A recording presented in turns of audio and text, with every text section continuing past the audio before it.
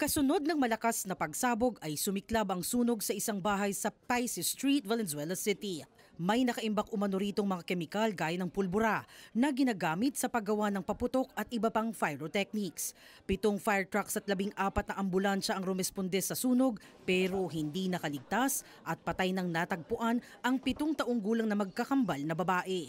7 naman ang sugatan at isinugod sa Valenzuela Medical Center. Sa kabuuan, 17 tao mula sa 4 na pamilya ang naapektuhan at nawalan ng tirahan. The city government and emergency response teams are working closely to provide assistance to the affected families. Lahat ng hospital bills po ng pamilya and ng mga victims ay to be shouldered by the LGU. Sa isinagawang inspeksyon ng mga tauhan ng EOD at SOCO, nakumpirma na walang ebidensya ng improvised explosive device o IED sa lugar.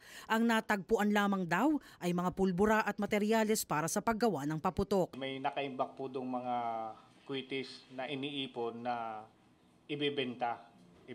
Kaso during the inspection, hindi na siya nakita yung traces kasi kasama na siya sa explosion. Ayon sa mga otoridad, malinaw na may pananagutan ang may-ari ng bahay dahil ipinagbabawal ang pag-iimbak ng ganitong mga kemikal sa isang residential area, lalo't wala itong kaukulang permit.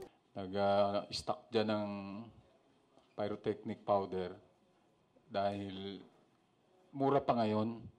Ang magawa nga sila para sa Pasko Bagong Taon at ganitong bare months, nag-stock na sila. Magpapaikot po tayo ng tao para malaman pa ho kung ito ba ay isolated case ba or ito po'y nagiging industry na dito sa Valenzuela.